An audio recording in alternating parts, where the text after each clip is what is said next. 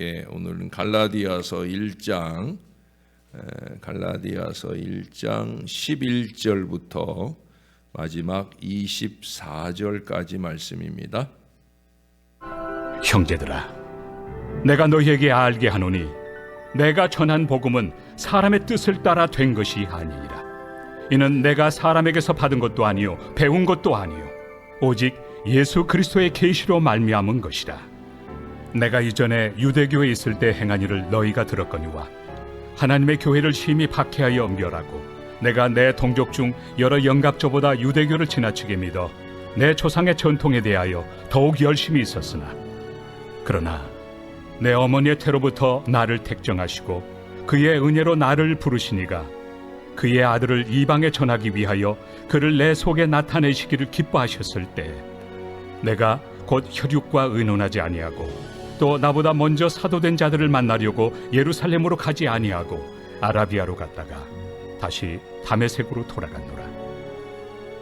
그 후 3년 만에 내가 게바를 방문하려고 예루살렘에 올라가서 그와 함께 15일을 머무는 동안 주의 형제 야고보 외에 다른 사도들을 보지 못하였노라. 보라, 내가 너희에게 쓰는 것은 하나님 앞에서 거짓말이 아니로다. 그 후에 내가 수리아와 길리기아 지방에 이르렀으나 그리스도 안에 있는 유대의 교회들이 나를 얼굴로는 알지 못하고 다만 우리를 박해하던 자가 전에 멸하려던 그 믿음을 지금 전한다 함을 듣고 나로 말미암아 하나님께 영광을 돌리니라. 아멘. 직장에 있는 아내가 남편에게 전화를 했어요. 궁금하게 있다면서 남편에게 물었습니다. 우리 집 누구 이름으로 돼 있어? 라고 물었어요. 남편이 대답하기를 내 이름으로 돼 있지 라고 대답을 해요. 그러자 아내가 또 물어요. 그러면 우리 차는? 이라고 물었어요. 역시도 남편은 내 이름이지 라고 대답을 합니다.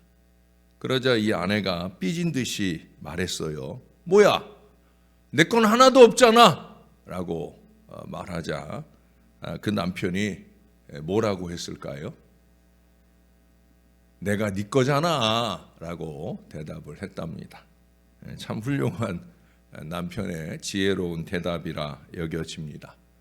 이 훌륭한 그리스도인도 마찬가지예요. 자신이 내가 누구 건지를 아는 사람이에요. 나는 누구 거예요? 나는 하나님 거다. 맞습니까? 여러분 같이 한번 고백해 보십시다. 나는 하나님 거다. 상당히 중요한 고백이에요. 나는 하나님 거다라고 하는 것은 뭐예요? 내게 속한 모든 것도 다 하나님 거다. 이 고백으로부터 우리 그리스도인의 삶이 출발이 되어집니다. 바울은 자신이 어떤 과정을 거쳐 사도의 직분을 감당하게 되었는지 오늘 본문에서 다시 한번 길게 설명을 합니다. 하나님은 바울의 삶에 직접 간섭하셔서 그의 가치관과 목적을 바꾸셨어요. 반전이 되었단 말이죠. 바울은 주님을 만난 후 주님의 사람이 되었습니다. 정말 주님을 위해 살고 주님을 위해 죽음도 두려워하지 않는 그런 삶으로 변화가 되었어요. 우리가 잘 알잖아요. 사도행전 7장 후반부부터 바울이 드러나기 시작하잖아요. 어떤 모습이에요? 예수 믿는 사람을 잔해하는, 핍박하는, 잡아 죽이는, 그게 바울의 삶이었어요. 그러나 예수를 딱 만나고 나서 그에게 놀라운 반전 신앙의 모습이 보여집니다. 사랑하는 여러분, 오늘 본문에서 바울은 자신과 같은 그리스도인의 삶, 그리스도인의 삶이란 도대체 무엇인지를 잘 말해줍니다. 첫째는 하나님께 선택받은 삶이죠. 우리 그리스도인의 삶은 하나님께 선택받은 삶이다. 여기 오늘 11절, 12절의 말씀은 어제 1절 말씀의 반복이에요. 한 장 안에서 그가 처음 시작하면서 말하고 두 번째 단락을 열면서 또다시 같은 의미의 말씀을 반복하고 있어요. 그 내용이 뭐예요? 하나님께서 나를 택하셨다는 거죠. 하나님의 뜻에 따라 내가 부름받았다는 거예요. 바울이 사도인가 아닌가를 두고 당시 사람들은 의견이 분분했었다라는 얘기를 어제도 해드렸어요. 또한 이 논란 때문에 바울은 매번 괴로움을 당했습니다. 그러나 바울은 하나님께 선택받은 자로서 예수님을 직접 경험했어요. 그 어느 누구보다 구체적인 예수님 체험이 있다는 거예요.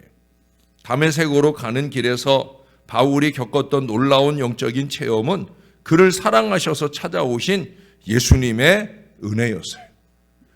은혜를 알기 때문에 그는 반전신앙이 가능한 거예요.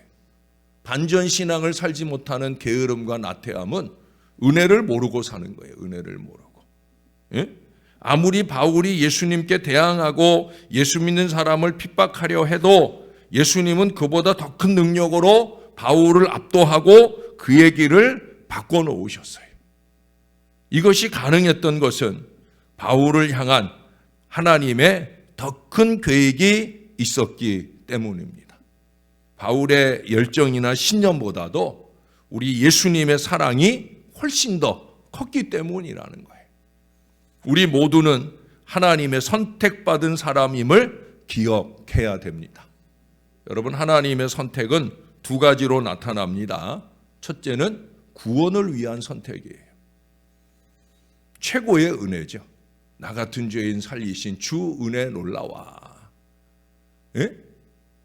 내가 예수 믿기로 내가 선택한 게 아니라 하나님이 나 같은 죽을 죄인을 딱 택정하셔서 구원받게 하셨다. 믿습니까? 대부분은 다 이 부분은 그런 대로 잘 인정을 해요. 근데 그 다음 두 번째 하나님의 선택은 바로 사역이죠. 목사로, 장로로, 안수집사로, 권사로, 뭐 이런 직분으로서만 아니라 우리가 주 안에 감당하는 크고 작은 모든 사역들, 이 역시도 선택과 보내심의 주권은 하나님께 있다는 거예요. 하나님께. 하나님의 필요에 의해 하나님이 나를 택해 주셨다는 거예요. 그러나 많은 경우 이것을 인정하지 못하고 사는 사람들을 봅니다. 많은 사람들이 나를 택한 것으로 착각을 하거나 내가 하고 싶어서 하는 것으로 그렇게 착각하는 경우가 많아요. 그래서 자기 맘대로 자기 멋대로 행하는 경우를 많이 보게 됩니다. 우리가 이 신약 성경에서 첫 번째 접하게 되는 바울 서신은 로마서죠. 로마서. 뭐 얼마 전에 우리가 로마서를 상고했었어요.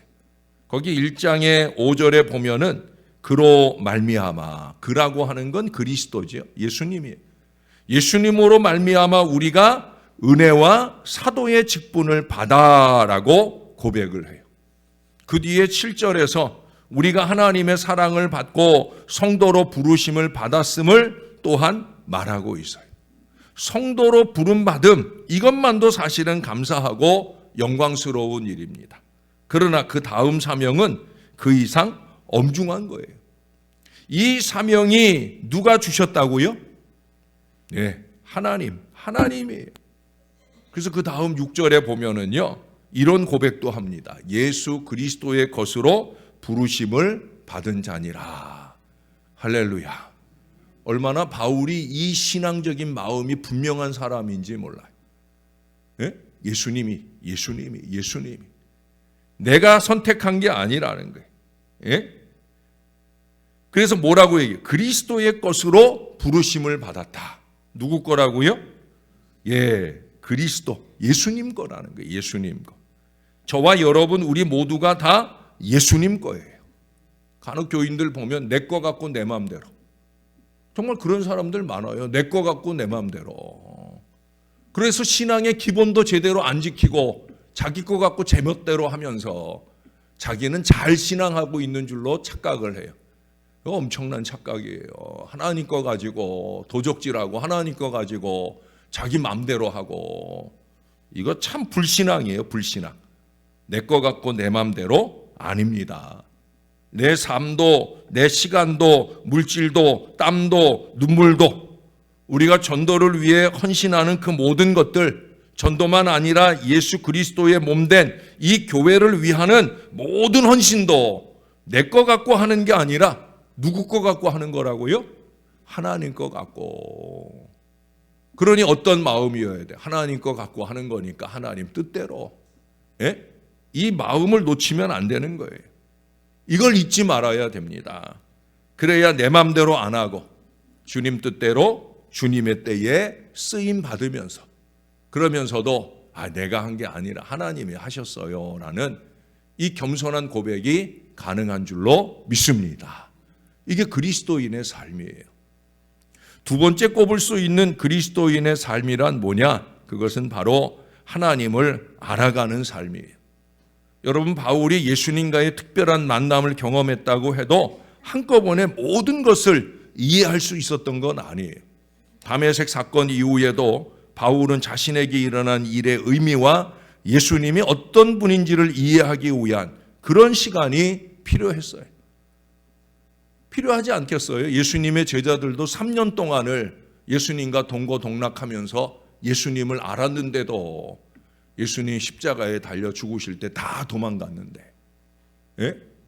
그런데 이 바울이 뭘 알아서, 예? 그 반전신앙의 위대한 역사, 세계 선교의 위대한 역사에 쓰임받을 수 있었겠습니까? 알아야 되는 거예요. 알아야. 말씀을 들은 자는 말씀을 깨닫기 위해 더 노력해야 됩니다. 여기 17절의 말씀에 보면 바울은 먼저 사람들을 찾아가지 않았어요.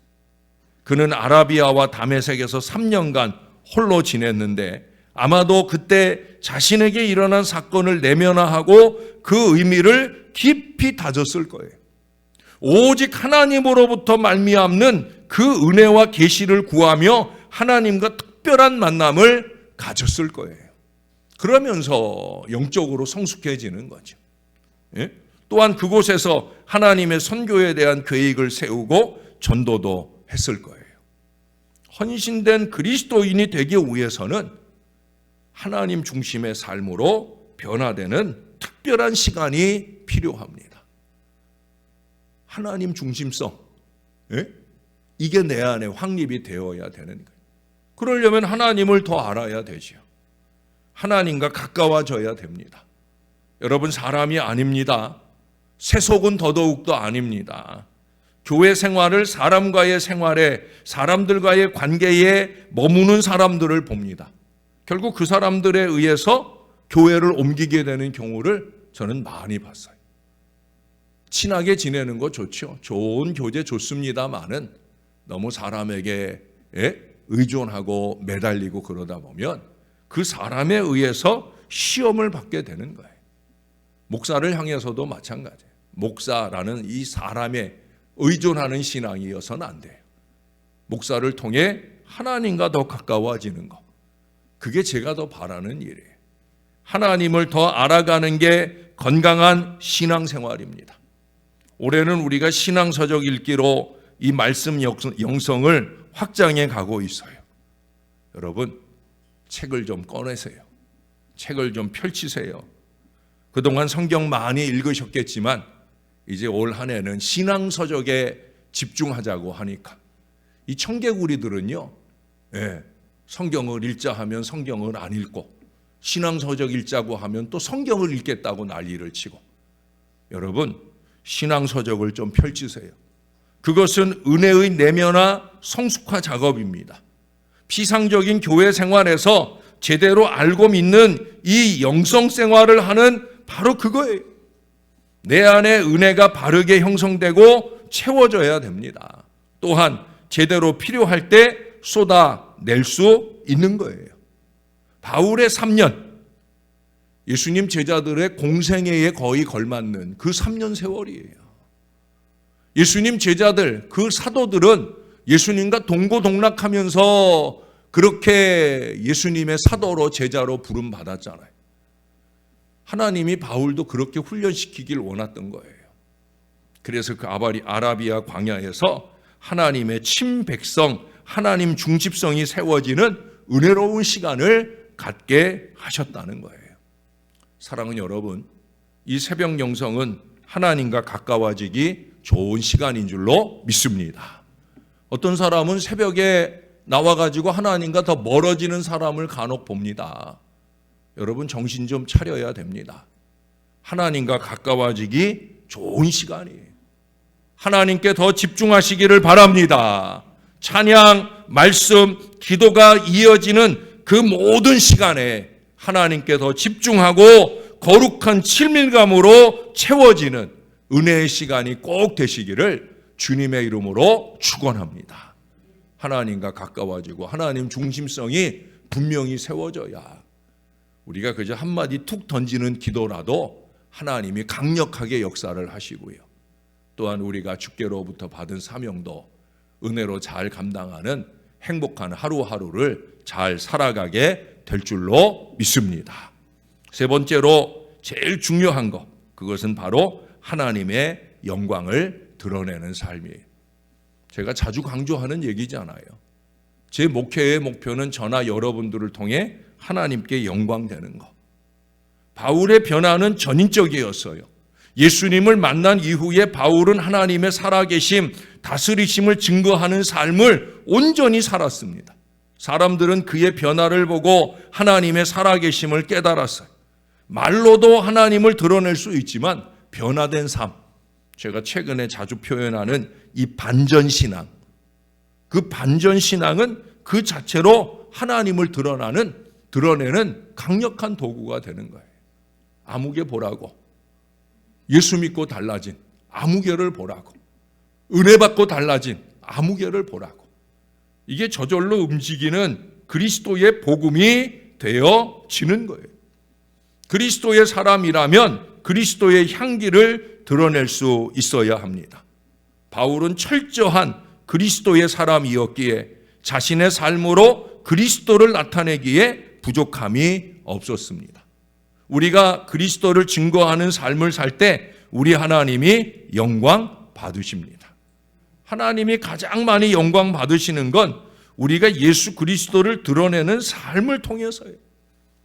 우리 자신의 믿음이나 삶이 형편없을 때조차도 우리 하나님은 우리에게 믿음을 선물로 주시고 그것으로 영광 받기를 기뻐하셔요. 바울은 자신이 하나님께 영광 돌리는 것보다, 여러분 24절 표현을 한번 보세요. 나로 말미암아 하나님께 영광을 돌리니라. 이것을 더욱더 소중하게 감사하게 생각을 했어요. 저도 마찬가지입니다. 여러분 우리가 다 그래야 되는 거예요. 내가 하나님께 영광 돌리는 것도 좋아요. 근데 목회자가 나 때문에, 사람들이 나 때문에 하나님께 나로 통해서 영광을 돌린다. 이게 건강한 신앙생활인 거예요.